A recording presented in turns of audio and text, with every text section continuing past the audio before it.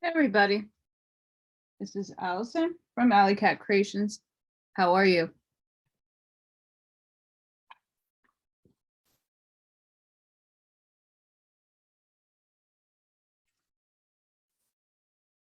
So I did a really long Urantia book. I put a premiere on it because I needed a break. That took a while for me. And in the middle of all of that, after the preview, I don't know if you're going to be able to see this. This right here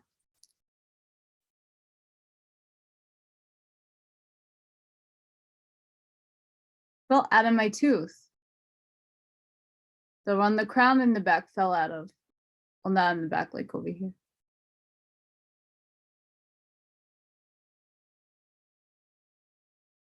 I have lost some crowns in my life. I never had a metal post.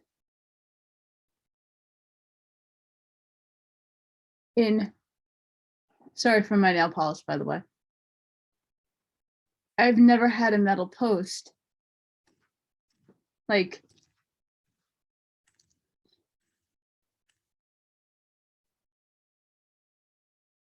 usually when they do a root canal and they put in a crown, it's usually the wood and they burn it and then they put the glue on. I've never had in any of my teeth anything metal. I had no idea that was in my mouth. That's all metal. I'm glad it's out, but now it's like I have a whole fun times. I have to see if I can find dental cement to put over there. Yeah, so if anybody wants to know like why I mispronounce things, and I hope you can hear that. That was in my mouth.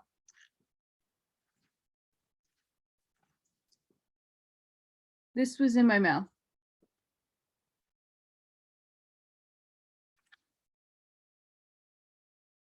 Fun, right? And then these fall down. I'm not going to even show that because I don't want to even have any problem. Anywho, sorry for showing you disgusting things that come out of my mouth, but I find that very sketch city, and like I want all my teeth out, like rip them out. I want dentures, anything.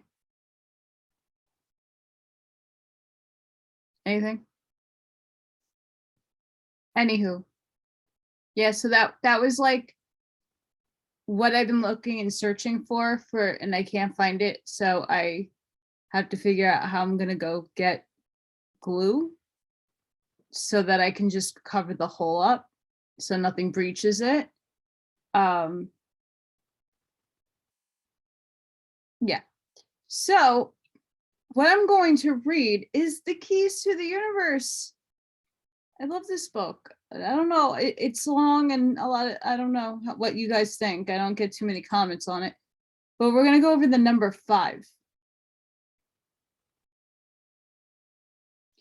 And think about shapes that might not be practically also evil. Think about those shapes, the evil shapes, which aren't really even evil. It's just, again, stolen symbology, taken for the bad, made into and reverted into bad. People have to stop. Oh, and if you, the rain passed New York, go look up at the moon. It looks really pretty. Manifest good things. I'm trying to be positive. I have my second co-host. I have Ethan in my feet. It's really, I'm freezing. Really, really cold. What is it right now? It didn't get too hot today. It was like, it's 40 degrees. It's April 18th. Yeah, because now it's 12 o'clock. April 18th. It's like 12:30 here in the morning. 40 degrees.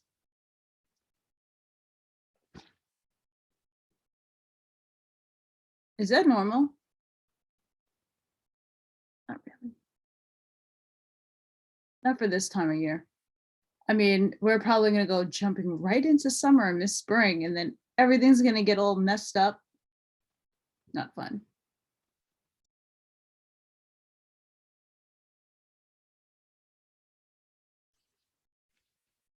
Sorry, guys, I'm trying to move things here. So chapter 18, number 5, quote, let us note one more thing in relation to the mysterious number 5. It symbolizes at one and the same time the spirit of life, eternal, and the spirit of life and love, terrestrial, in the human compound, and it includes divine and infernal magic, and the universal and individual quintessence of being, the secret doctrine of Blansky. I agree with that statement. Before I go on, that like button, subscribe if you haven't done so already. Helps me out. Helps spread the word out. And share. Because you never know who you're going to help with this information. Quote, there is but one temple in the universe, and that is the body of man. Nothing is holier than the high form. We are the miracle of miracles, the great inscrutable mystery. Lectures on Heroes, Carlyle.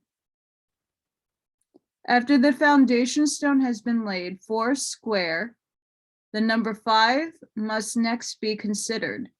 This is the most deeply occult of all the digits.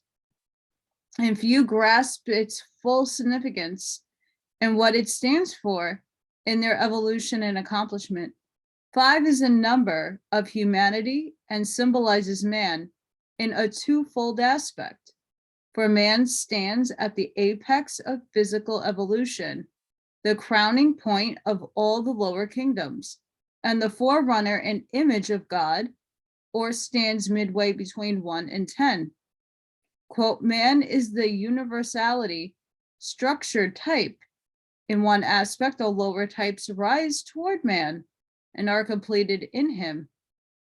Moreover, man is the only species that stands erect with cerebrum posed at right angles to the spine, the only species with a spoken language, an alphabet, a recorded history, and a prospective future, end quote. Being composed of the 2 and 3, number 5 shows that in humanity, the terrestrial and the divine meet and blend. Side note and off topic, but interestingly enough, when you break down your birthday and you're supposed to get like your astrological sign, so when you do that and get it to the simplest terms, mine's 5. And, you know, each of those little quizzes you do online, 5 is normally me. By occult addition, 5 equals 1 plus 3 plus 1 plus 2 plus 3 plus 4 plus 5 equals 15. Number 15 is sometimes called the devil. But by occult reduction, 15 equal 1 plus 5 equals 6. The number of the Christ force, the antithesis of the devil. Therefore, as number 5, man stands midway between the Christ and the devil.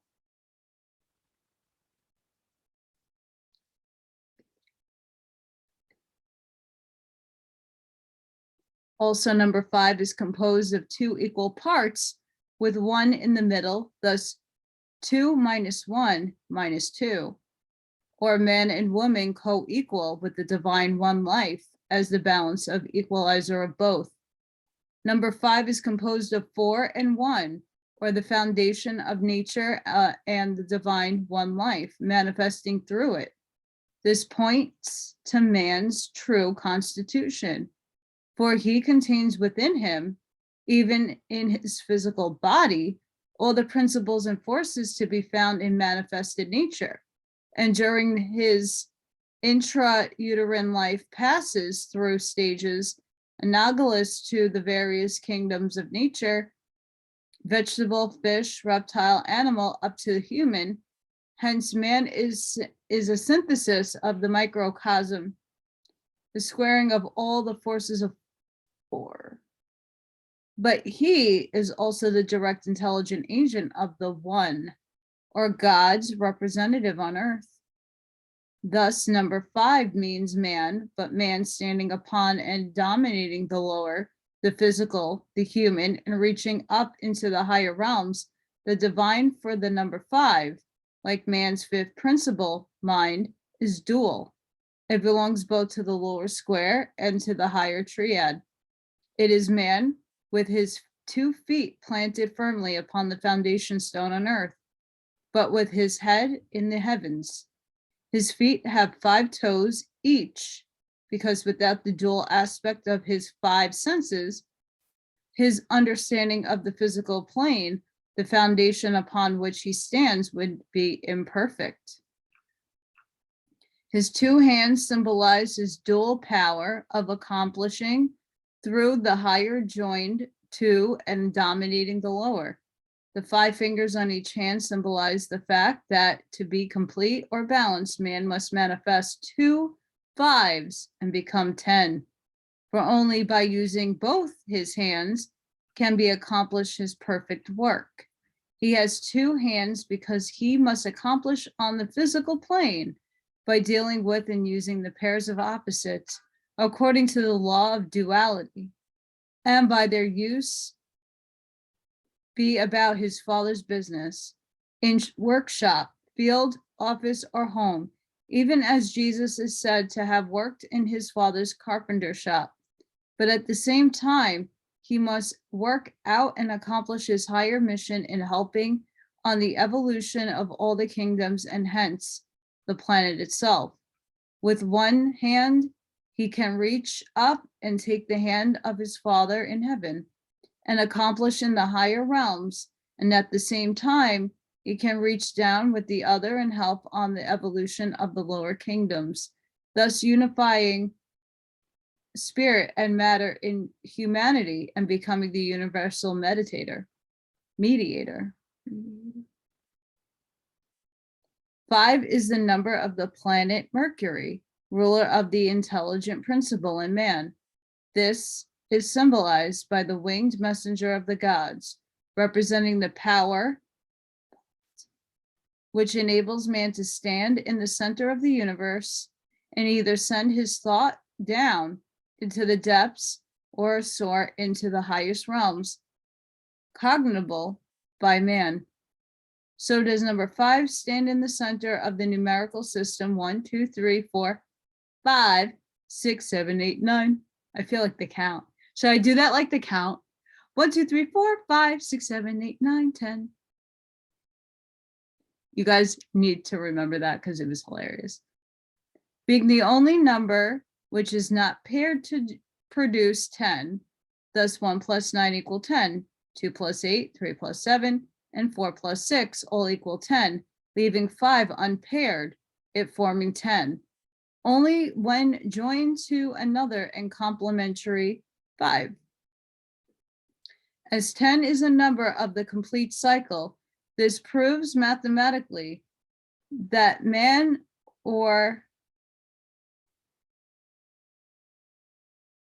5 can never complete his cycle of evolution and spiritual attainment until his number has been doubled, or until he has found his true counterpart or complement. The same truth of revealed in the Bible allegory, in which the pairs of birds and animals were brought to Adam to be named, but for Adam there was not found and help meet for him until he was doubled, or until he had found his equal. This again shows that man stands at the middle point of evolution, overshadowing and influencing the kingdoms beneath him, as he is overshadowed and influenced by the kingdoms above him. Therefore, just as each of the other digits can be paired to make 10, while 5 remains alone, so Adam had to remain alone until his equal was evolved. This is a mathematical proof of the equality of the sexes. The true man, like number 5, is composed of the masculine and feminine principles, for 5 is made up of the masculine 3 and the feminine 2. On this account, the Pythagoreans taught the number 5 rules marriage. Number 5 is called the number of the heart because it stands unpaired in the center of the decade. 10, as the heart stands on unpaired organ in the center of the body. 5 is also called the beam or balance, since, like the heart, it stands at the center of the cross formed by the upright body and the outstretched arms. This indicates that one important object of man's evolution is to obtain balance upon the cross of matter, for the Christ in him must be crucified upon this cross until balance is obtained. Again, man is the beam through which the scales of the universe spirit and the matter must be balanced. The ancients had a maxim, pass not above the beam of the balance. That is, be not cause of injury, for they said, let the members in a series form a balanced beam. This, when a weight depresses the beam, an obtuse angle is formed by the depressed side and the tongue vertical, and an acute angle on the other. Hence, it is worse to do than to suffer injury. And the authors of injury sink down to the infernal regions, but the injured rise to the gods. Since, however, injustice pertains to inequality, equalization is necessary, which is effected by addition and subtraction. But reference to number 5 as the balance beam has a far greater significance than appears on the surface, for it again refers to man's place at the midpoint in the scale of evolution, where he must not only gain balance within himself, but must become the beam by which the lower kingdoms shall be lifted up, weighed and matter redeemed by the power of the Christ working through him. The same idea is expressed frequently in the Bible, much importance being given to a just balance. Quote, just balances, just weights, a just ephah, and a just hin shall ye have, end quote. The book of Job being but an allegory of initiation, Job is made to say, let me be weighed in an even balance, that God may know mighty integrity. Indeed, this is what initiation does. Hence, to obtain the higher initiations, we must seek balance and not to be tossed hither and thither by the pairs of opposites, the two, but balance them through the power of the divine 3 within. A false balance is abomination to the Lord, the law, but a just weight is his delight.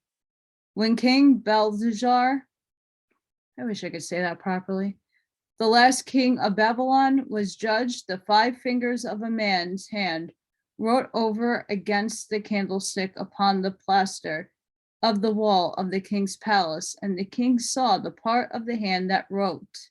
And this is the writing that was written. Meme, God hath numbered the kingdom and finished it. Tickle, thou art weighed in the balances and art found wanting. Pres, thy kingdom is divided. Thus the division of man's kingdom is ever the final result of an unjust balance. For though an unjust balance, the pairs of opposites sweep man away from the triangle of the divine, the 3 and the 2 are separated, and his kingdom is divided. The earthly 4 is separated from the divine 1. Among the Greeks, the number 5 was held so sacred that on the lintels of their temples, where the numerals were carved, the number 5 was inlaid in pure gold. The numeral was also carved on an amulet worn around the neck by the Greeks and Romans as protection against evil spirits. 5 refers to the 5 sacred words corresponding to the 5 sacred words of Brahma, said to have been written upon the shining garment of Jesus at his glorification, namely, Zama, Zama, Aza, Rakama, Arzi, or Zai, which is translated the robe, the glorious robe of my strength. The reality back of this symbol is the number 5 represents the 5 mystic powers which must be obtained and manifested through the robe of flesh by every resurrected initiate after he has passed his 30 days in the tomb, ere he can obtain the great initiation symbolized by the resurrection of Jesus. These 5 mystic powers are the result of an unfoldment and use of man's 5 senses upon the inner planes of consciousness. Today, the true use of man's senses is as it were covered with a veil, so that only in exceptional cases is one here and there able to extend the functioning of his senses to the inner worlds. Clairvoyance, while often called the 6th sense, is but the extension of the sense of sight to include the astral world. Clairaudience, the extension of hearing. Psychometry, the sense of touch. Taste and smell being generally overlooked, but this is only drawing aside a corner of the veil. For when man dons the glorious robe of his strength, he will find the functioning of his senses extended as far beyond the astral as the range of a color is extended by multiplication of his shadings. And out of the synthesis of all these extended senses, there will be evolved a new or 6th sense, which will be incomprehensible to the man who is confined to more limited use of his senses. And from the perfection of the 6th sense, a 7th will be evolved. It is to the experiences of these higher worlds reached momentarily during periods of meditation and contemplation, which St. Paul alluded when he said they were unlawful, impossible to utter or express in words. The body, this glorified through the 5 powers, is called the robe of initiation, unless the neophyte has donned the robe and manifested its powers in the flesh. The great initiation has not been passed.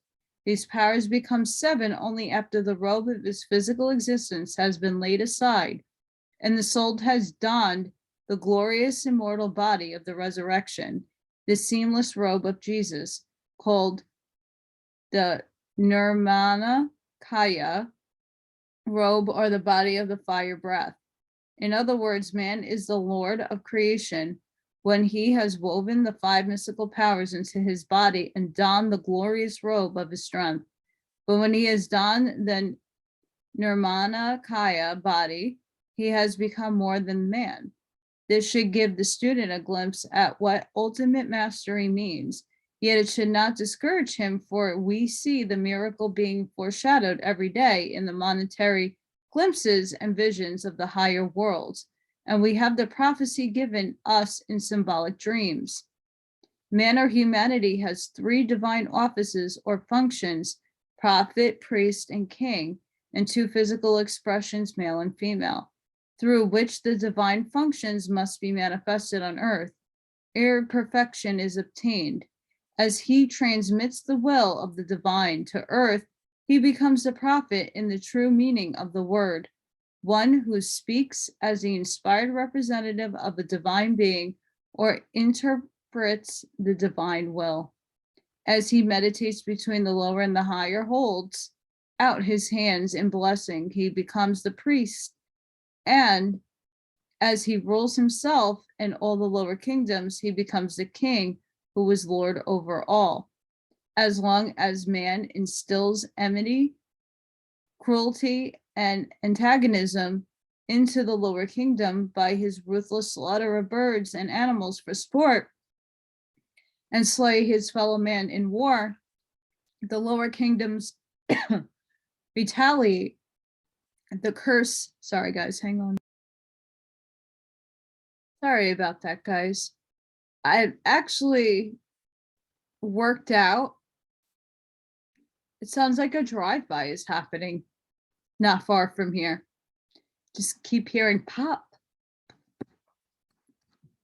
And I know what gun, I shot guns before, so I know what they sound like. Those are guns. Hopefully everybody's okay.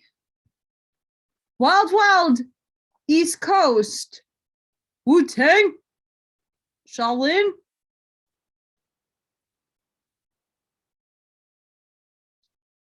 Side note, sorry. Just hearing that and like clearing my throat. It's allergy season. It's really rather bad. I mean, I grew up watching, singing all kinds of insanity. Like, that's the one thing that a lot of people need to realize. Like, growing up in a city, even though I like live kind of out of the city, but like growing up in the 80s and 90s and 2000s in New York City, like, no holds barred here. Like, you earn your stripes and you like have a lot of life experience if you live in an inner city. Like, stuff like that doesn't really even faze people anymore. Nobody even questions, like, did you hear that? I go online and I'm like, did you guys hear that? Like, what was that? I mean, no one even cares to even put it on Citizen app, and I don't have that app, but I ask people who have it, like, what was that? I don't know. Probably drive by somewhere. Okay.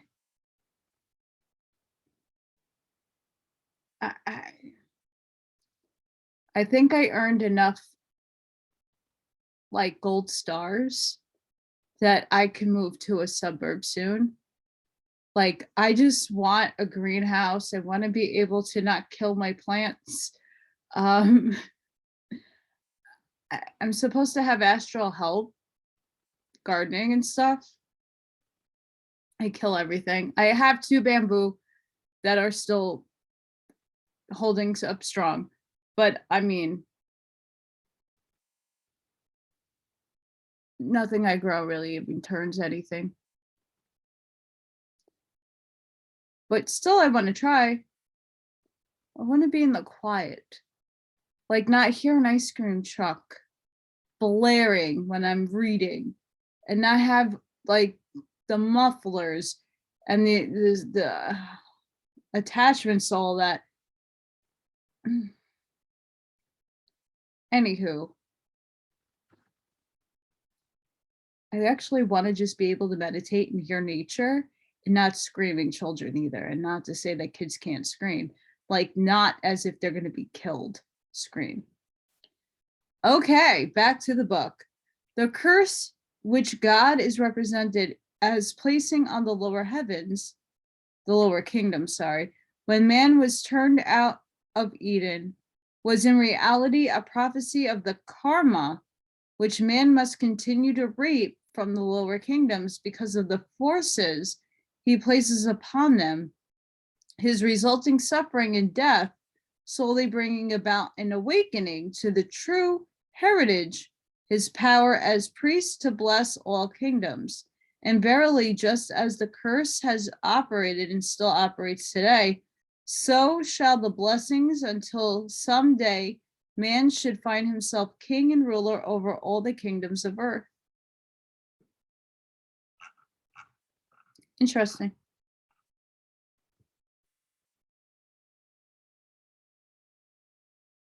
Chapter 19, the number 5 continued. Quote, the fifth group of celestial beings is supposed to contain in itself the dual attributes of both the spiritual and physical aspects of the universe, the two poles, so to say, of Mahat, the universal intelligence, and the dual nature of man, the spiritual and the physical. Hence, its number 5 doubled and made into 10, connecting it with the Makara, the 10th sign of the zodiac, the sacred doctrine Blavatsky. The celestial sign Capricorn, which is today the 10th sign of the zodiac, is composed of 28 stars. 28 equals 2 plus 8 equals 10, regrouped in the form called the goat, and symbolizes the number 5 in its dual aspect. This is the most mystical, yet the most illuminating sign of the zodiac when we learn to correlate with its forces, for it shows man how to become the Lord of creation. I have some Capricorn in my zodiac, my astrological chart.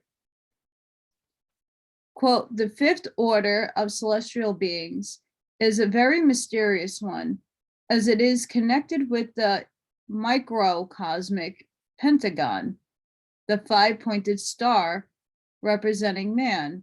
In India and Egypt, these dynasties were connected with the crocodile, and their abode is Capricornus.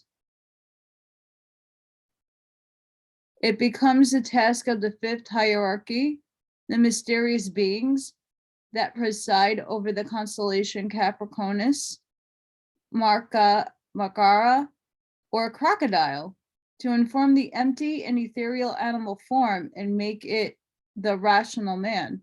The crocodiles in the celestial Nile are 5, and the god Tum calls forth these crocodiles in the 5th creation, unquote. Sorry guys, when I'm reading that, like, it's very, very tiny. In olden times, Capricorn was called Makara, the fishman or the crocodile. Even today, its symbol is a goat with the body of a fish, another glyph for man's power to swim in the depths, yet climb the loftiest peaks. It is the Leviathan mentioned in Job, which emerges from the depths of the beginning of every cycle, climbs to the highest point of attainment, and returns to the depths at the close of the cycle. Ma means 5 or man. Kara means a hand, hence Makara means the hand of man, his power to reach up and accomplish that unto which he puts his hand. The hand of man distinguishes him from all other animals, is being far more developed than that of apes. It is not only the organ by which he accomplishes today, but it contains the record of all that he accomplished in the past and a prophecy of that which he can accomplish in any one carnation. Quote, I will write my law upon thy hands, end quote. What is true of the individual is correspondingly true of the races. We are passing through the 5th great race and are still within the shadow of the 5th sub-race, bearing in mind the possibility of everything symbolized by number 5 becoming the overshadowing power and dominating that which is physical. Also its dual nature by which it can reach up into the divine. We can grasp the significance of evolution and especially of this cycle through which mankind is passing today. A glance at history will show us how man or humanity has dominated the lower kingdoms, how he has mastered the elements as they work in and through himself and nature. He has delved into the earth and brought forth her treasures. He has harnessed the lightning, and with its girdled the earth. He has made the flame his servant and has traveled through the air. He has accomplished all this because he is man, the fifth creation, because he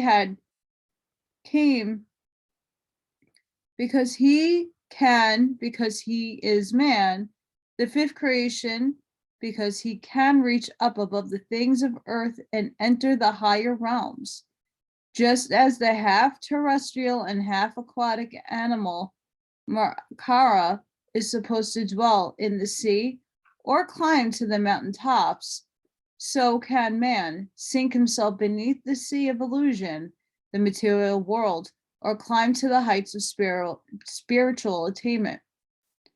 The great warrior race of India, the Sikhs, wear a 5 articles whose names begin with K: Kes, long hair; Koga, a comb. So, pause. There might be new people watching. I butcher different languages, especially pronunciations and names, because the vowels are not the same sounds in English as they are in your language. So, and as I showed at the beginning of, this fell out of my mouth. I don't have back teeth. So rolling my tongue and it doesn't work. I'm just putting it out there. I'm not here to butcher or disrespect anybody's cultural languages or try to mispronounce things. It is what it is. I just putting that one out there. I'm also dyslexic. So sometimes I see things that are not really there. Kripan, a sword; Kasha, short drawers; and Kara, a steel bracelet. They have 5 essentials in their religions, namely 1, simplicity of belief, worship, life; 2, salvation for all; 3, unworldliness, to be in the world but not of it is their glory; 4, the name, the repetition of the sacred name, Wagaru; and 5, meditation. They who meditate on God are emancipated.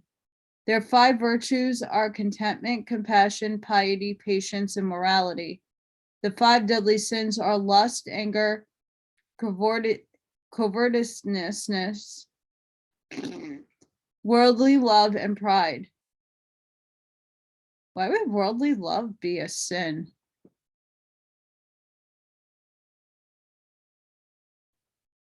The mystic wand, said to have been used by Moses and Aaron and all initiates, is described as a rod with 5-pointed star at its end, with which it is said all magical rites, both white and black, are performed. Before the magic symbol of this pentacle, every element force must bow. According to Ephesius Levy, the empire of the will over the astral light, which is the physical soul of the 4 elements, is represented in magic by the pentagram. The pentagram signifies the domination of the mind over the elements, and by this sign are enchanted the demons of the air, the spirits of fire, the phantoms of the water, and ghosts of earth. Equipped with this sign and suitably disposed, you may behold the infinite through the medium of that faculty, which is like the soul's eye, and you will be ministered unto the legions of angels and hosts of fiends. But this must not be taken to mean that by mere possession of this mystic symbol, all these things can be brought to pass. For while the symbol is indeed potent, still only as man recognizes his divinity and unfolds the cube within and is crucified upon its cross, can he become both magician and a true talisman. Man himself is this pinnacle, for with his hands outstretched, his feet spread, and his head erect, he forms a five-pointed star.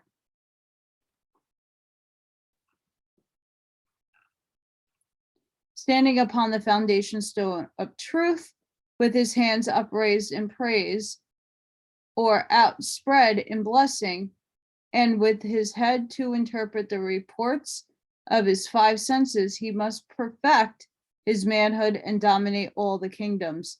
But he must begin by dominating himself instead of oppressing and dominating his fellow man and the lower kingdoms.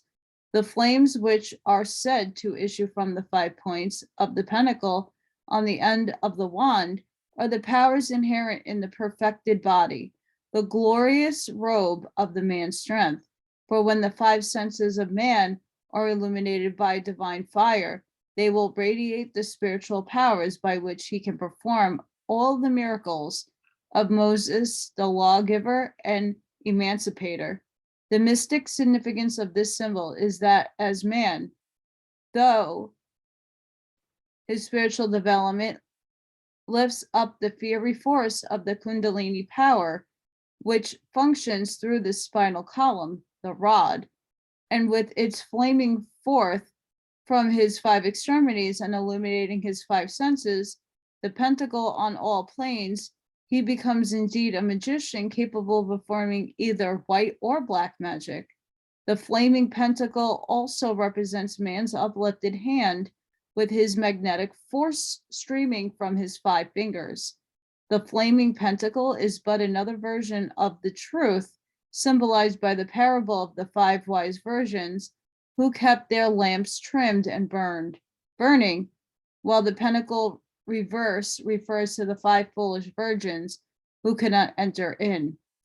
The Roman general Antigonus, who was beheaded by Mark Antony after the former's raid into Syria with the Parthians in AD 40, is said to have encouraged his troops on one occasion by telling him that he has been shown a pinnacle regarded as a symbol of power, success, and safety in a dream. In the worship of Dionysos or Bacchus, the leaves of ivy and the vine were used in symbolic decorations, both leaves being shaped like a somewhat flattened pentacle. Since the pentacle represents man, its reversal, the 1 point down and the 2 points up, is a symbol of black magic. For this would place man's head and hands on the earth and his feet in the air. This would symbolize man focusing his 5 God powers downward on the lower planes, on himself instead on the divine, and proceeding downward instead of evolving upward, using his head to scheme and his hands to pull down that which is uplifting and helpful, as he grasps for self at the expense of others, instead of blessing and uplifting all. His feet in the air would indicate man trampling God underfoot and making his own intellect feet understanding his God. I don't believe in that. In thus turning his powers downward, he perverts both life, 3, and love, 2. In other words, the pentacle reverse symbolizes man's immersed in self and aspiring towards self-aggrandizement instead of towards selfless union with nature, his fellow man, and with divine. Therefore, never reverse the symbol, especially when worn upon a person as an ornament.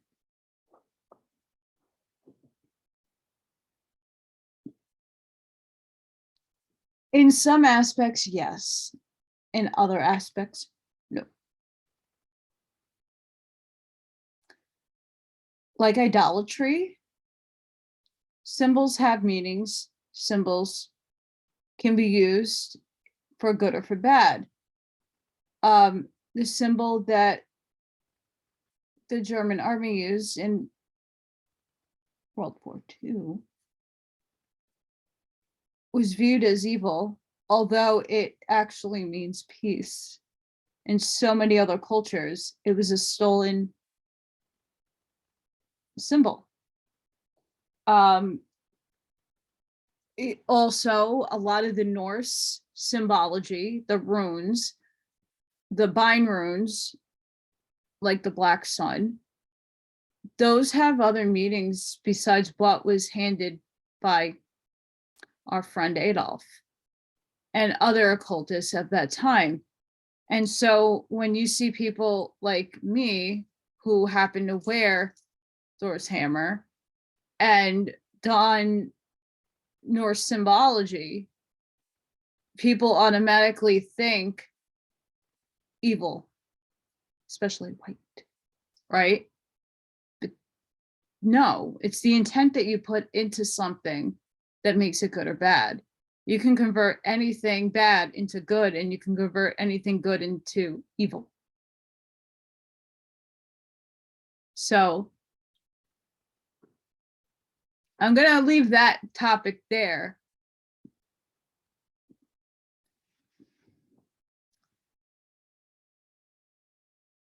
This is something, though, I do need to tackle, and I'm sorry I'm cutting like off, but it's just bear with me.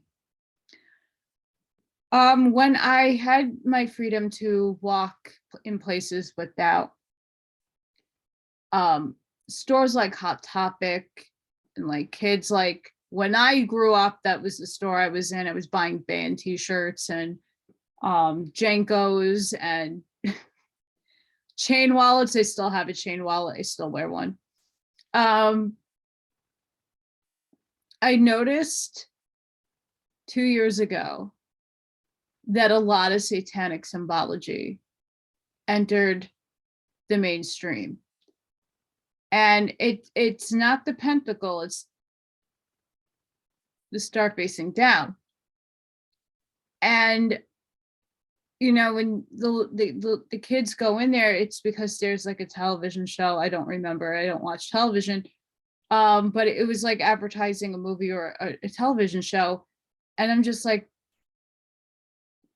you know, if the kids are unaware of what that symbology is, not good. So, and not to say the symbol in a lot of these things are implied as bad, especially the other things that go around it.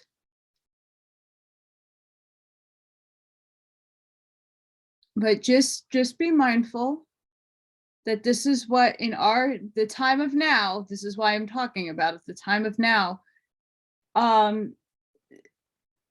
these people that are practicing evil, they put out all this merchandise and all these like cool looking things, and the kids are like all into it because they don't understand what the true in-depth meaning of these symbols are. They think it's a fashion statement. They go to these concerts and they see all this stuff. It is actually ritualistic, and things are actually being spoken into manifestation. So please research your symbols. I mean, again, this was written a very, very, very long time ago in our today's standards.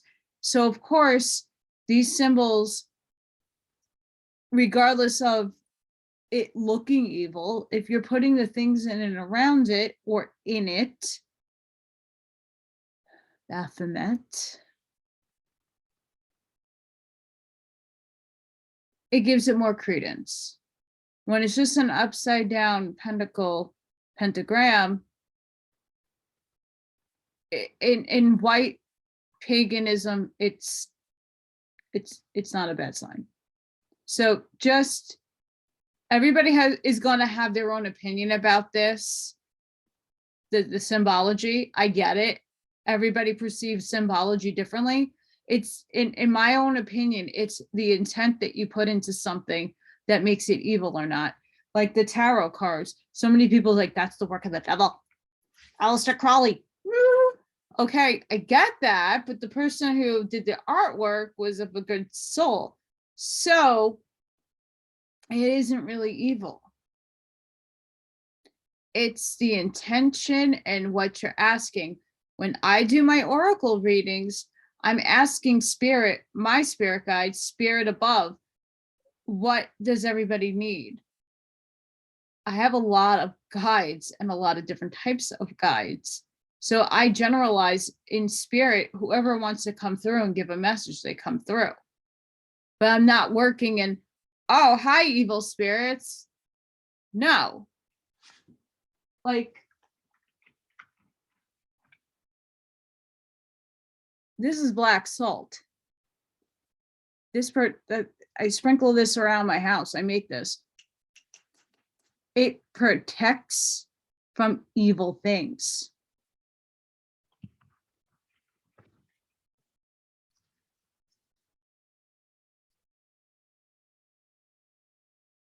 Okay, I have a Virgin Mary prayer card. For anybody who is, well, she's evil.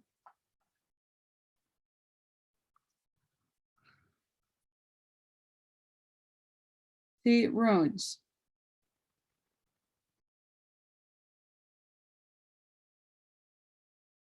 Wow, that is stunningly cold. Woo! Yeah. Okay. Sorry. I had to put that out there because as I'm reading this and as I'm going through it, like, how do you apply it to the now? Yeah, this applies, but in understanding that it's the purpose and intention that you use things in that make it good or evil, not what someone tells you, because the perception is what it is. And especially when it's, because little kids, even teenagers, they doodle all over their notebooks, right? They're in school, they're bored, and they're doodling. And a lot of them do the pentacle or the pentagram as a scribble. It's a very easy motion, right? It's a geometrical shape. So don't persecute children for just doodling, okay? Just explain to them, like, don't put goats' heads inside of it, and you'll be okay. And ask for protection. Just putting that out there. Sorry, but had to intervene there because I don't agree with. That's just my personal thoughts, okay? Again, I don't want to have to do every video. Caution, I may inject my opinions and perceptions because that's what this channel is about, is giving your own opinion and writing comments and sharing, but it's not the end all be all of information. Each book I read, there's multiple books that counteract these books. It's just to open up your brain. Maybe somebody might get a light bulb and, oh, wow. And then they'll do some research and then they'll look for themselves and go, oh, ooh. That's the purpose. Back to the book. Sorry, I'm ranting.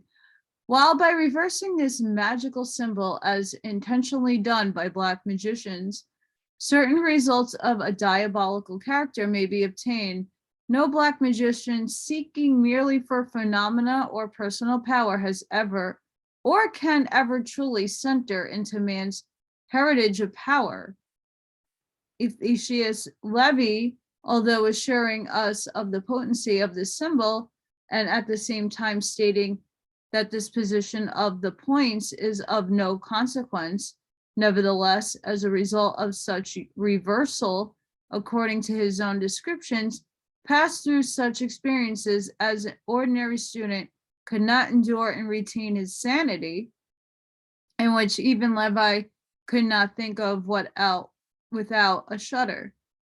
Such diabolical experiences, while possible as a result of the perverted use of magic, are no more a necessary part of man's higher development than the ferocity and antagonism of beast, the deadliness of reptile, the poison of herb, or the devastation of storms and cataclysms are a necessary part of the phases of his physical development.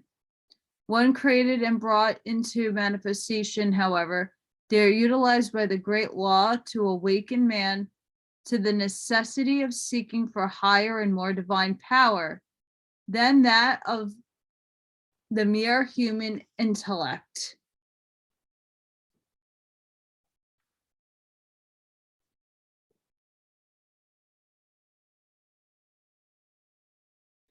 Did you all just hear what the hell I just said? And what I just read?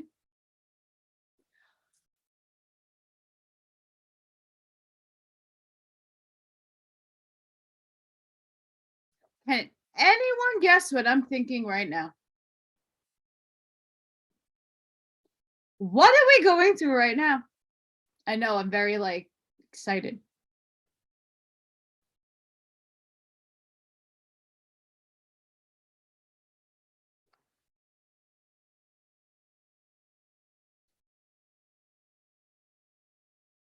Evil is a part of creation and of creator and a part of us. In my opinion, okay, FYI, we are on God's divine stage, playing out roles each incarnation to learn from.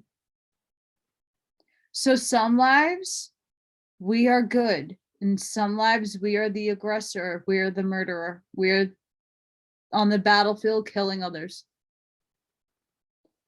Other lives we're the healers. We're the creators of life. But we played all these roles in every one of our incarnations, especially the ancient souls like myself have played a character on the divine stage. And we need balance. So what's happening on a massive humanity scale right now? What's going down? Infiltration from within in America and other places, because we infiltrated other countries, FYI. But Satanism, I wouldn't call it Luciferianism because I don't necessarily believe Lucifer and Satan, they're separate entities, in my opinion. And one's a light bearer and one's of the dark. But it's all aspects within our own selves. Remember, we have an angel and a devil on our shoulders. One's good, one's bad, and one's telling us to do something good, and one's telling us to do something bad. We have the 7 deadly sins, which I would say 98% of the world induces themselves in. Greed, to me, right now, is like the number one sin. If we were to talk about sin, I don't believe in sin.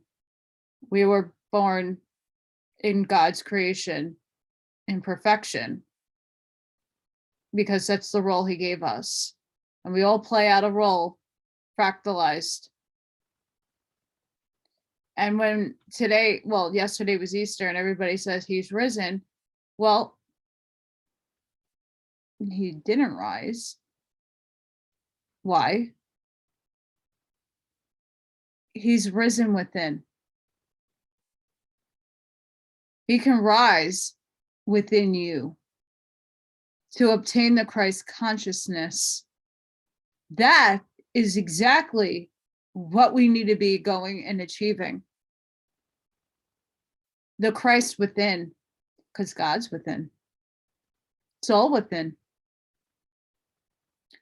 It depends if you allow the demons to hunt you down internally and take you over, or you're going to allow the angels to lift you up.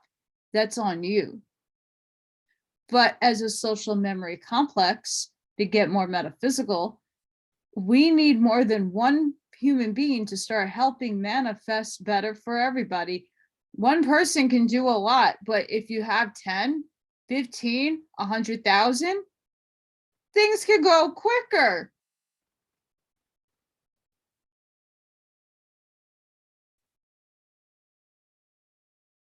That's what's happening right now.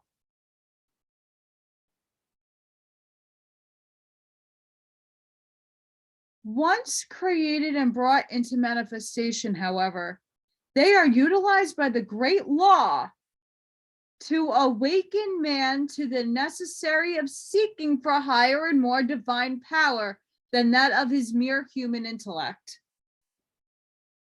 What is happening to society right now? What is this time period called? The Great Awakening. Why is it called the Great Awakening? Because everybody's starting to see through the veil of illusion. Everybody, well, not everybody, but a large portion of people are starting to wake up and say, hey, this doesn't make sense. Well, why are they covering their eyes in photos? Why? Okay, so FYI, the sign language sign for love is this, not this. That's love.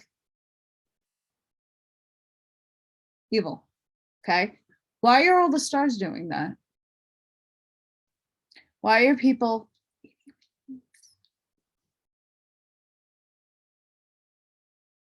You don't think that's real? When you find out the real truth, it'll make you cry. And it's going to knock you on your ass because you're going to want to know why you wasn't aware of it. And because you could have done something about it, right? Because all of us were in the dark about all this stuff. And now it's being illuminated.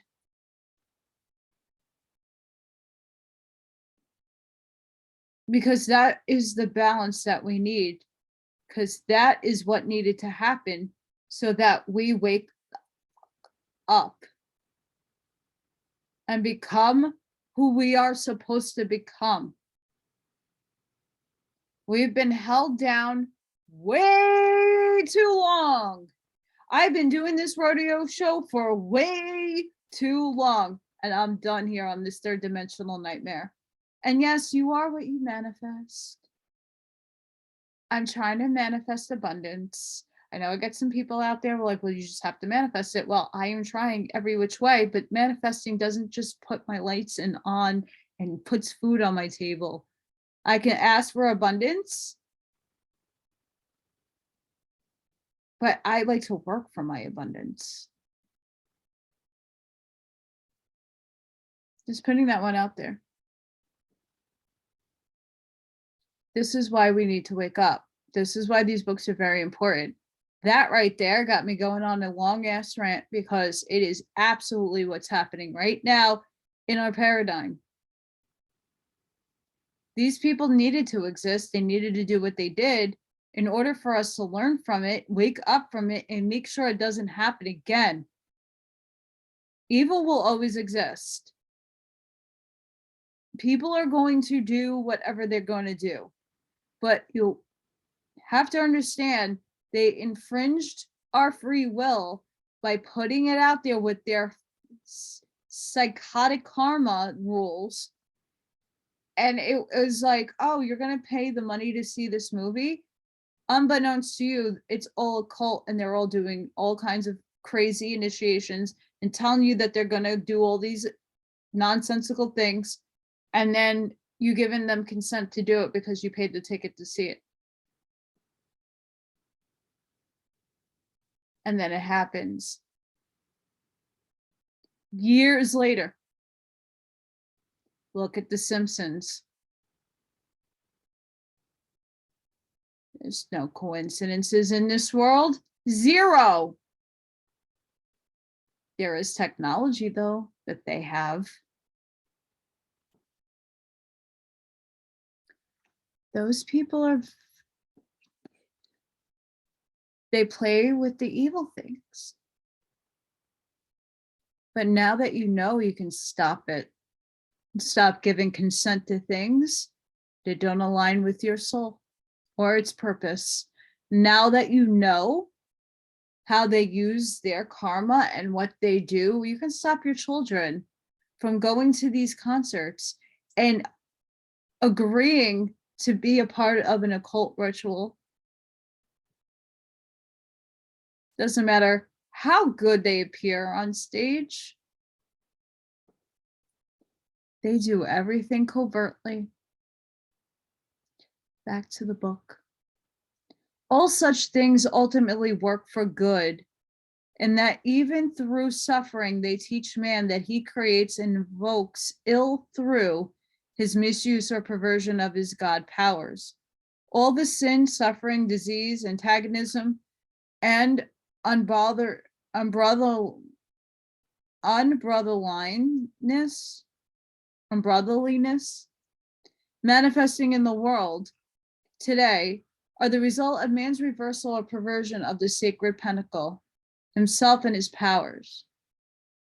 In the voice of the silence, we read of the 7 portals which lead the aspirant across the waters on the other shore, and the mystic keys which open them.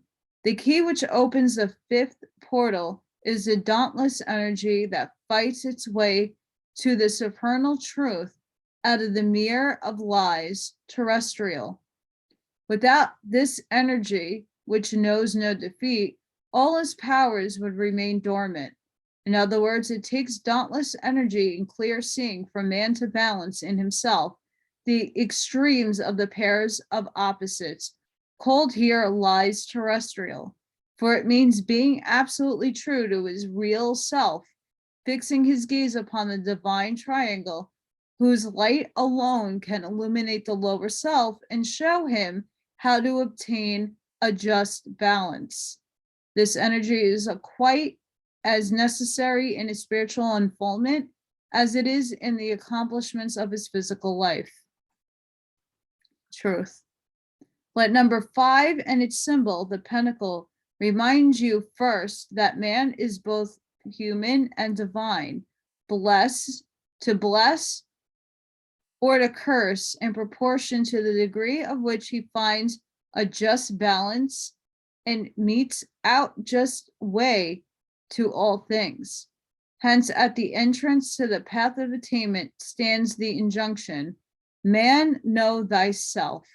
For only as man knows his divine powers and his mundane pairs of opposites, and has earnestly gathered up all that he finds in the lower self, and is resolutely cast into the crucible, that it may be purified and harmonized by the divine, and brought to perfect balance in him, can he truly know himself.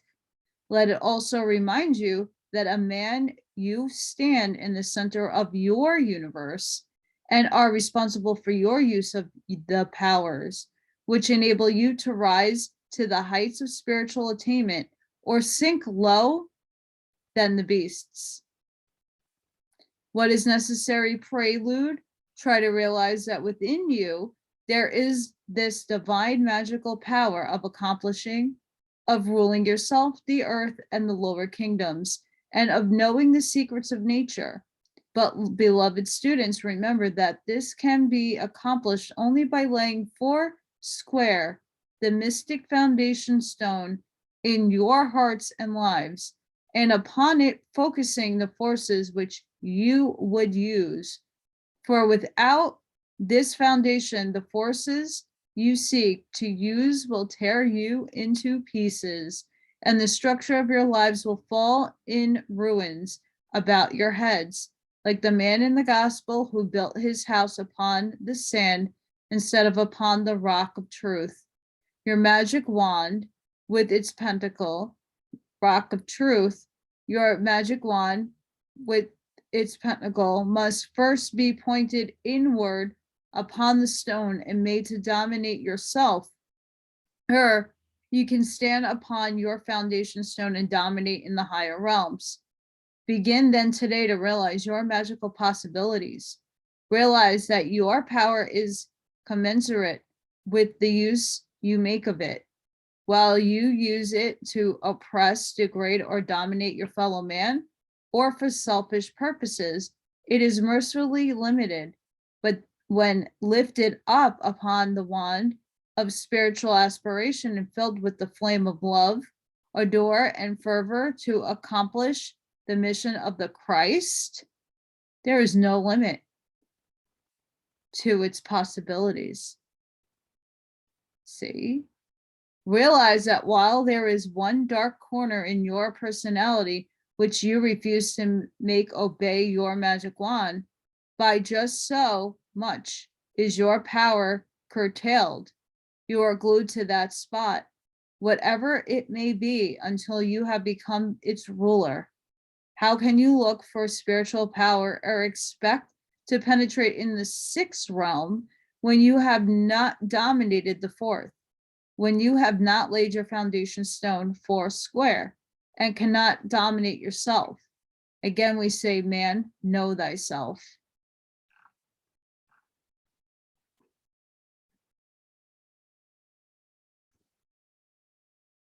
Like, that's ultimate mic drop right there. Know yourself. That's why I read Carlos Castaneda, because that whole book, The Dark Side of Infinity, I think that's what it's called. The title escapes me. It's late. Goes over the dark night of the soul through a shamanistic journey. It's teaching you how to rip away all the aspects of yourself that you ignore, that cause you harm, and that you kind of shut away because it was painful. But when you confront the pain, forgive it, let it go, do good deeds unto others, you heal yourself. And then those four corners are neutralized and balanced because you confronted the part of yourself that is dark. When you accept who and what you are in your authenticity, flawed in everything, because, well, we're not really flawed.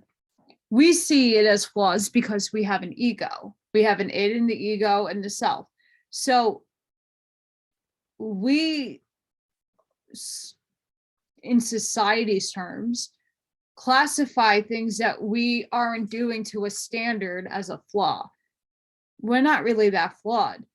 We just see that side of ourselves as a lack. Well, if you work on yourself and project what you want to put out into the universe, doesn't matter. As long as it's positive, you're going to obtain the Christ consciousness. That's him rising within you. Kundalini. That is the epic of knowledge of what Yeshua set out to set when he came to this earth in a fourth density form, came in as a human, and tried to teach everybody how to do it.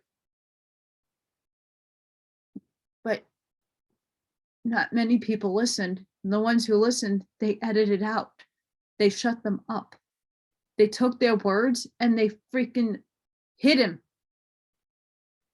Only now we're starting, well, not now, but like more people, okay, are starting to hear the other gospels, the other stories.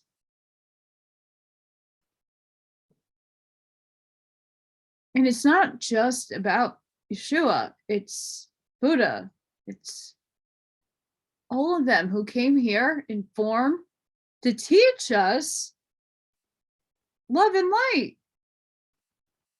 the golden rule, all that beautiful stuff that we should be doing together to make a more harmonious world. Again, people are going to go into their deep, ugly side, and they're going to do evil, horrible things. And that's the lesson that they need to learn. But we need to forgive them, because that's just, again, a learning experience on divine creatures, divine gods stage. As we play our roles out and our missions and our soul purposes and our tribe's purposes, we're just playing a role. And each of us have a piece of that puzzle. I keep saying it, we all have a puzzle piece. Where do you fit into the puzzle? How big is your piece? We all have one. Each and every one of us has a piece to the puzzle. You have to identify what that puzzle piece is so you can fit it into the whole, so that each of us can help each other, help society. Can't do that when everybody's sitting around and being selfish or a service to themselves.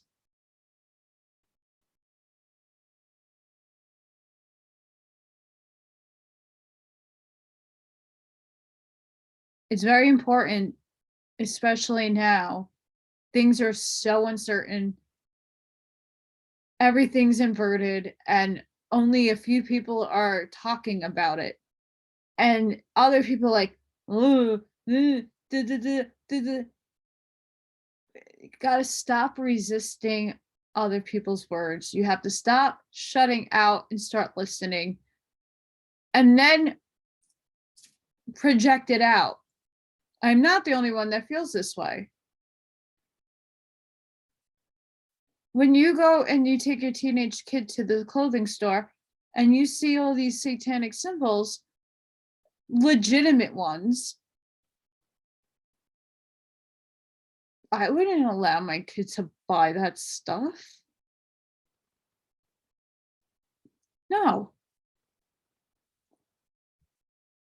If your kid wants a crystal, yeah.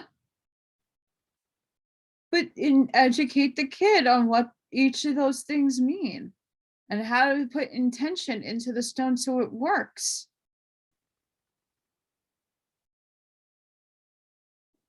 Amethyst.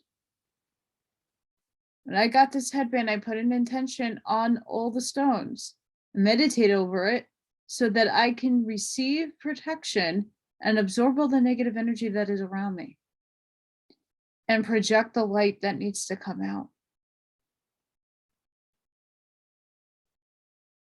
I mean, I have gems all over the place. I'm just saying it because I really believe that a lot of people have a lot of kids that are struggling right now, that are, trying to fit in wherever they can, because this is, growing up, I had a lot of, trust me, I was that kid that was bullied, ignored, name called, pushed and shoved, left out. And I'm going to be really honest, made me a better person. It made me stronger. It made me persevere, but that's not everybody, and not a lot of kids are strong like that. And it's not to say that they're not capable of being strong, but everybody's individualized and different, and they take things differently. But I grew up that way. I still am in that way. I have never been in a wedding party. I've never was a bridesmaid. I never was asked to be someone's godchild. I was never asked to be anything of importance to anybody, not even my own family. Nope. Never anything to anybody. So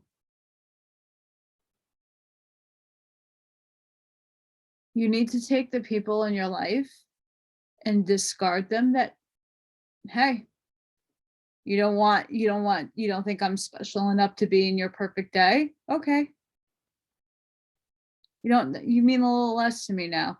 I'm going to find the tribe of people that I'm going to actually uplift and that I hold meaning to. And I might have to wait a whole entire lifetime for that, but I don't care. I don't care.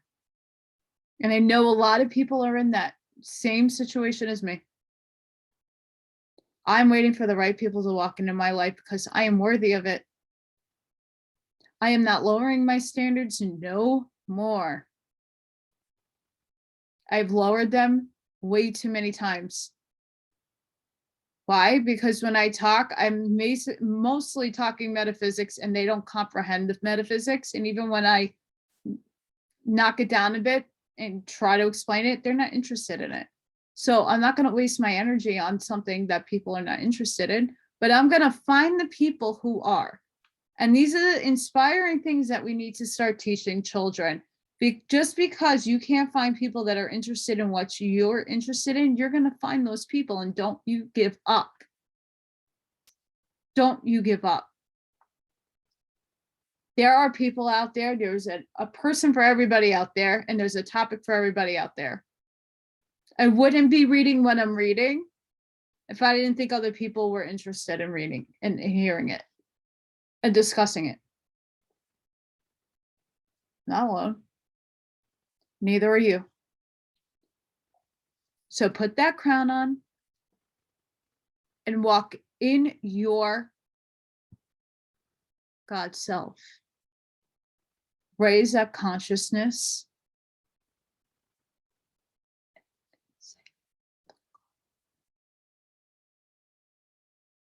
Because you have to stand in your strength. You can't allow these evil things. Even though you have to balance yourself inside, we all have, listen, 7 deadly sins. We have all sinned if you want to go in that direction. But we're human living a human experience, right? We're souls living a human experience. So it's okay to indulge. You need to understand what it is to indulge. You need to understand what it is to lust, to be in gluttony, and all the other fun.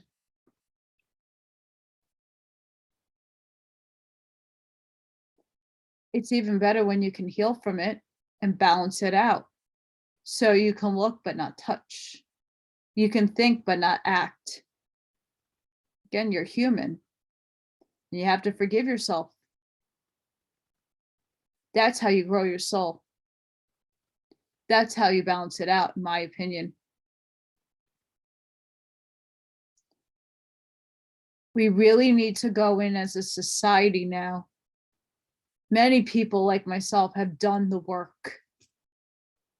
Year after year after year, I've sat in solitude, pondering, thinking, clearing, cutting cords, owning up to my shit, forgiving myself for things that I was like, you know what? I need to forgive myself and move on. I made a mistake.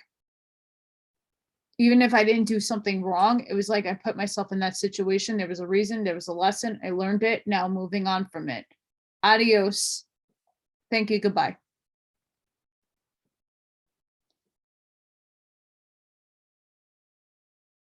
This book is speaking about now.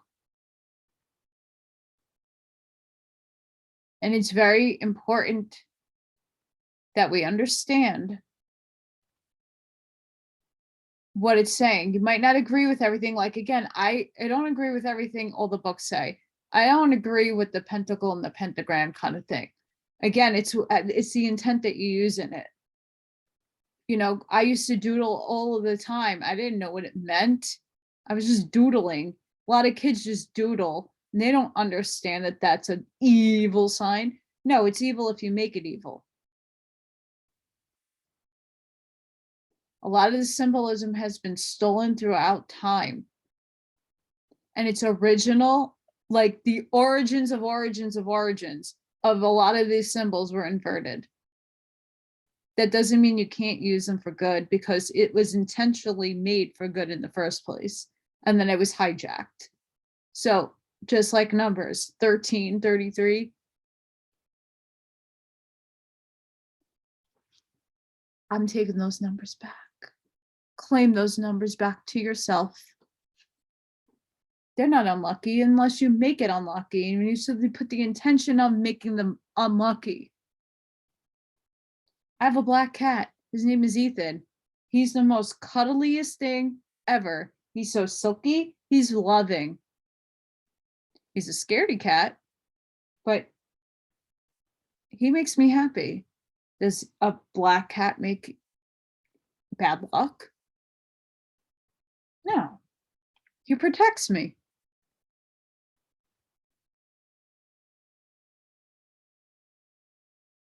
Those are tools to scare you. And what do they feed off of? Shh. Stop beating them loose. I know I got off on a wild tangent, but I feel like it needs to be addressed because, as again, I'm reading these books in the time of now. So that just sparked a whole freaking light bulb and epiphany. And like, hey, people need to hear this, even if you're like, oh, I heard this a million times. Other people might need to hear this. Not just about the number 5, not just about symbology, just on the concept of what's happening now. Everything has an equal, everything is a yin yang. We need the balance, but it needs to also come from within. And you need to forgive yourself. We all mess up. That's how you learn. You all make faults and mistakes. That is how you grow as a soul. If you don't go through anything bad, you're not going to know when it does come up how to handle it. It comes in intervals. It comes in different things, in different shapes, and different sizes. And you move along life learning all these lessons so that you can upgrade your soul. So when you ascend and you take a higher form and you are tasked by upstairs, creators like, hey, Allison, you know what? Can you be a spirit guide for a few people? You're really good at guiding people and you're really good at showing them signs. Here, this is the job I would like you to have. And then when it's time, we'll move you up. So I'll go upstairs after my physical body or whatever happens with ascension, and I'll be given a job and a task to do. And because I lived these instances, all of my, I don't know how many thousands of lives I've lived, but there are lots of lives I've lived. I have all that gained experience. Can I remember all of it? No. But when I die, I will. And then I'll be able to help people in their 3D existence or other planetary existence and help them through their challenges because I went through it myself. Don't you think that's important? I don't want help from a guide that doesn't understand how to help me. I don't care how high your knowledge they are. It's when you walk through those emotions and go through the motions that you understand and you fully understand. When I first got diagnosed with RA, okay, older people had no freaking idea when I couldn't move and they would like demanded me to do things for them. And then when they finally saw that I was struggling and they saw the pain in my eyes, they could then comprehend the stereotype like, oh, old young people don't get arthritis. Well, no, they do. Stop stereotyping and putting a label on everything. And that will solve a lot of the world's problems right there. Instead of calling me Gothic, I'm an individual.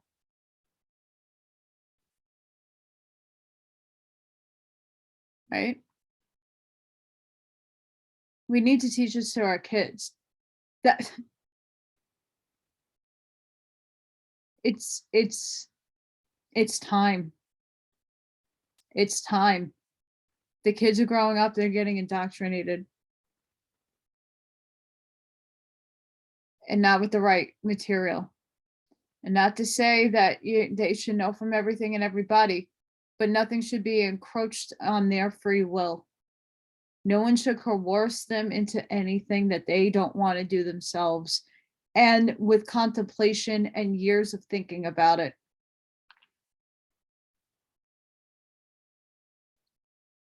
So just put that in perspective.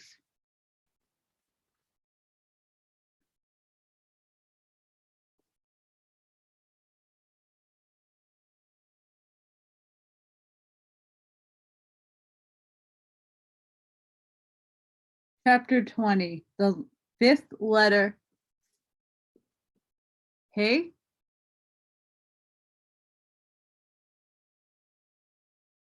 I grew up and I went to Hebrew school, and I don't remember how to pronounce that.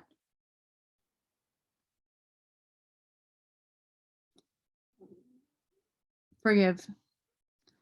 Quote, God produced Hey, predominant in speech, crowned it, combined it, and formed it with it Aries in the universe, Nisan, April in the year, and the right foot of man, Sefer Yitzra'ah. The fifth Hebrew letter is Hey, one of the 12 simple letters. It corresponds to the zodiacal sign Aries, and with the function of the breath in its relation to speech. As we have learned that number 5, wherever found, refers to man or humanity in some aspect. So the fifth letter represents man as distinguished from all other animals. For while Hey is the breath of life, which is shared by all animals, yet only man has the principle of intelligence. Aries, the head, so well developed that he can use the breath to formulate and express his ideas in intelligent speech. While all animals have some form of intelligent communication, still only man has the power of speech. Hey, however, expresses more than the breath which forms speech. Its greatest and most important meaning, and the one which was generally used by the Hebrews, is in its relation to the renewal of life. Physical breath alone cannot accomplish this. It can prolong physical life somewhat, but it is incapable of renewing it until it is consciously combined with the psychic breath, in which case it at once becomes the meditating principle between God and man, and between man and nature. Also the link which attaches body to spirit. Hence, Hey is not only breath, but vitalized and spiritual breath.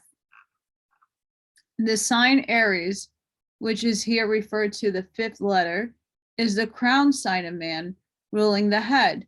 While we are told that out of the abundance of the heart the mouth speaketh, yet if man did not manifest his supremacy in his position at the head of the animal kingdom through the use of his head and the power of speech, he could not maintain the position. In the letter Hey, as in number 5, we find man or microcosm considered as a vehicle for the expression of the forces of the macrocosm, again, the link between God and nature. Hey is also called a window into that he who has mastered the mysteries of the breath can look with clear eyes, which are the windows of the soul, through the prison house of flesh and the limitations of matter, and behold the glories of the heaven world. It was this letter, Hey, corresponding to our letter H, that was added to the name of both Sarah and Abram, to make them Sarah and Abraham. And by the bringing forth of their son Isaac, meaning laughter, the life of both was renewed and prolonged. Later on, Abraham was commanded by the Lord, the law, to offer up as a burnt offering his renewal life, joy, and laughter, Isaac. Indeed, many of us think we are called upon to make the same sacrifice when life seems to demand that we give up that which is most dearest to us.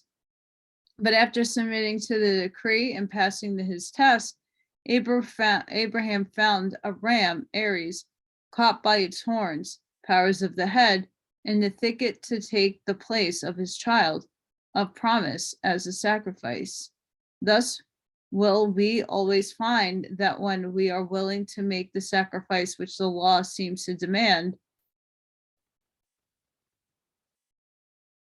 after we have passed the test interiorly, We will not have to make the sacrifice outwardly, for we will find a substitute at our right hand.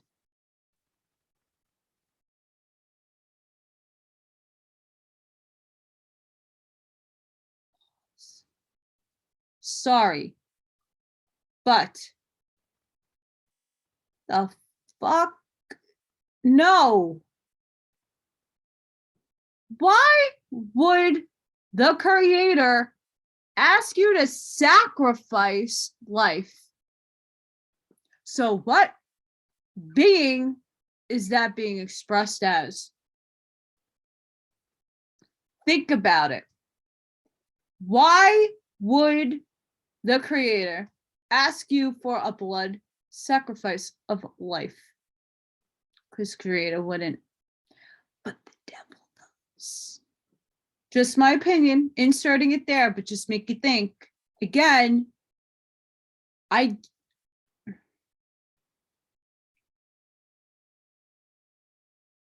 sacrifice is of the demonic realm. Why would God ask anyone to sacrifice? Thou shalt not kill. Okay, so then why would you sacrifice?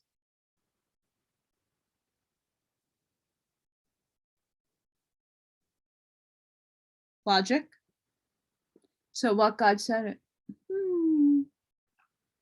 Just putting that out there. The ram symbolizes the head and its power, which are caught in the tangle of intellectual misconceptions, which have resulted because man has been misled by the speech of those who have misinterpreted the law, Lord, so that the physical mind or rational human consciousness cannot see the angel of truth standing before the altar upon which we must place our sacrifice. Yet as a result of the cry which bursts from our hearts as we bind our Isaac upon the altar, a new vision is vouchsafed to us. We open our eyes and see the ram and realize that it is the misconception of the head and the perversions of our powers, which we must lay upon the altar, that they may be purified by the fire of the law.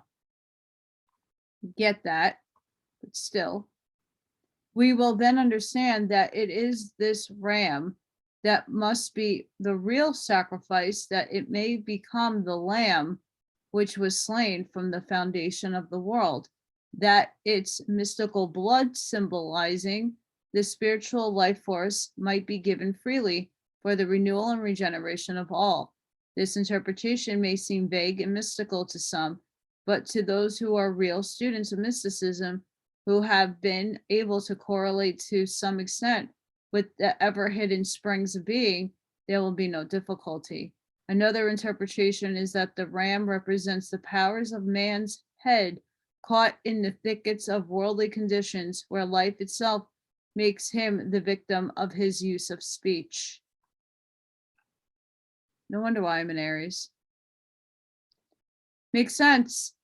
Just as Aries leads the signs of the zodiac, so does the letter he, become a leader. And so in turn must the masculine force of intellect be the power which shall lead the flocks of masculine thoughts and feminine intuitions into the green pastures and besides the still waters. Just as the ram tears down the underbrush with his strong lambs, may reach the tender succulent grass which grows under the brush, so should the intellect tear aside all hampering conceptions, overcome mental difficulties, and lead through the thoughts where they can feed upon the tender manifestations of divine love and compassion, which are growing unseen about the roots of the outward conditions. Yet the intellect should always be ready to sacrifice itself at the dictates of the law to reveal through the illuminated heart.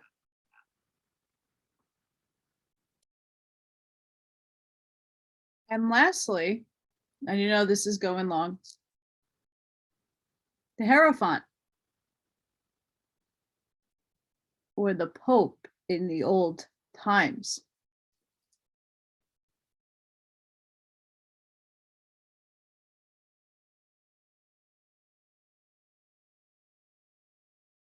Just take notice about what the card looks like.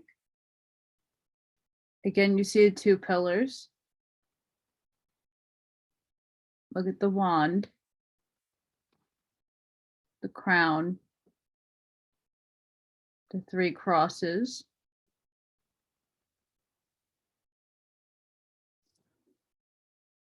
Keys.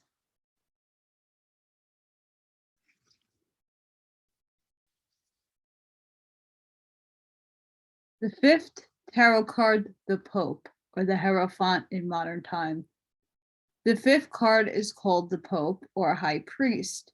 It represents an initiate into the mysteries seated between the two pillars of the sanctuary. This symbolizes that to become an initiate, man must find a perfect balance and rule his spiritual life while sitting at rest between the two pillars, Jankin and Boaz. Justice and mercy are the masculine and feminine aspects of sex. Another meaning of Jankin and Boaz is that the right hand pillar represents the law, the left hand pillar, liberty, to obey or disobey. Both are necessary to uphold the temple of humanity, and to sound the sacred word for obedience through compulsion can never bring freedom. Man must deliberately choose to obey. Hence, only as man finds this seat and chooses to sit in it and rule can he understand and fulfill his office of priest. I disobey. Tyranny. In his left hand, he holds erect the triple cross. This is the rod of power by which he can penetrate into and rule the three worlds, and with poise, equilibrium, and a calm understanding utilize the powers entrusted to him to bring forth on the three planes, physical, mental, and spiritual. As ruler of the three worlds, he wears the triple crown.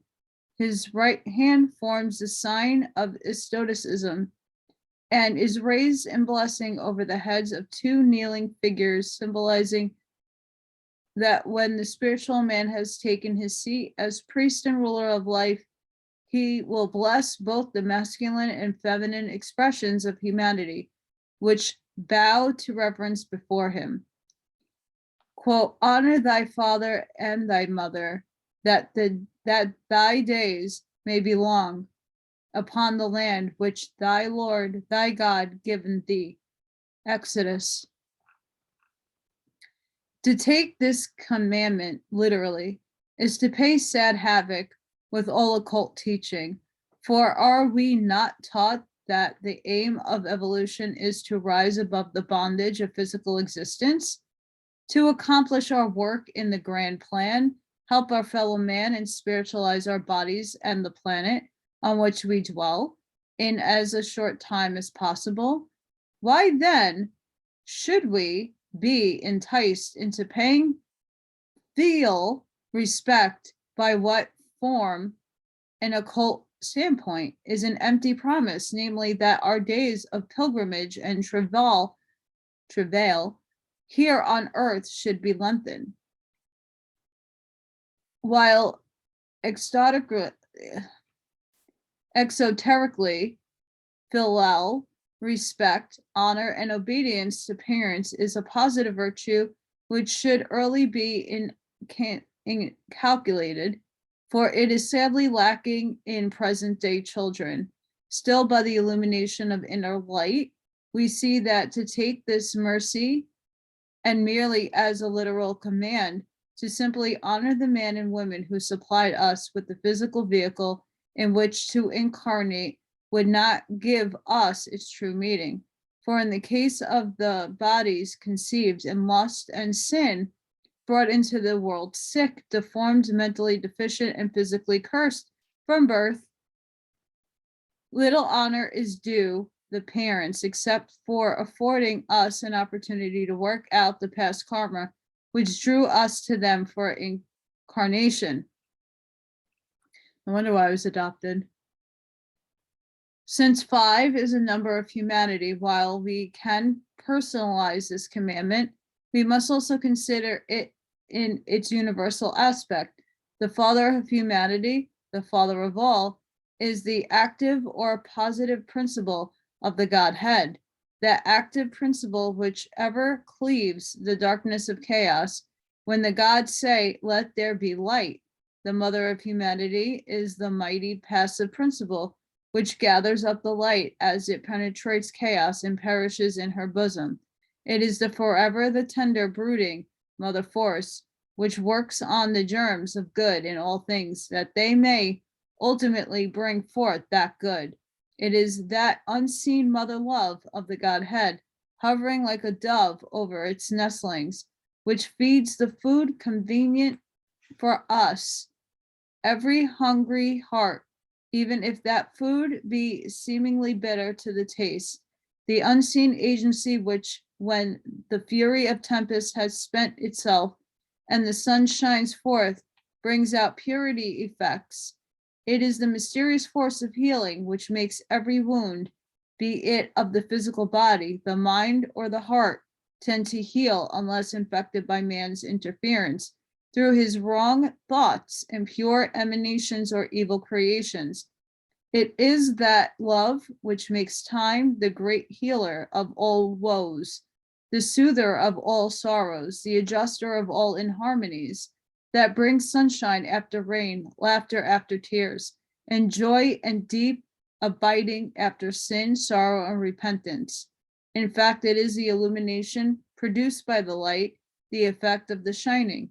Therefore, to honor the divine and living father-mother forces is to recognize that humanity is not mere, quote, dumb driven cattle whose hearts like muffled drums are beating funeral marches to the grave, but children of the divine father-mother who must correlate with and obey their divine parents. The land which the law of thy good hath given thee is abiding place in the field of manifestations and work to do in the grand plan of redemption. Therefore, insofar as you make your life an honor to God and the Christ, the divine incarnation in the flesh of the Son of the Father, Mother, by giving honor and obedience to the divine laws, so shall you, in your immortal divine self, belong with a continued to work consciously with the positive and negative forces back of humanity and evolution until the light of the Christ has been able to shine forth in and spiritualize all things, or the 5 of humanity is swallowed up in the 6 of the Christ, and great redemption of manifestation is accomplished in number 7. And that I will leave here with you. Number 5 is done. I hope all of you took in some of the things I had to say, because it is dear to my heart, important for all of you to be spreading the word, and just we need to do better for humanity, and it starts now. Sending each and every one of you love and light. I hope to see you on the next one. I hope all of you enjoyed your holiday weekends and spreading love and light to humanity, as we all need to start stepping into ourselves, doing self-work, and working on humanity to make it better. It takes all of us. So let's get to it. Bye, guys.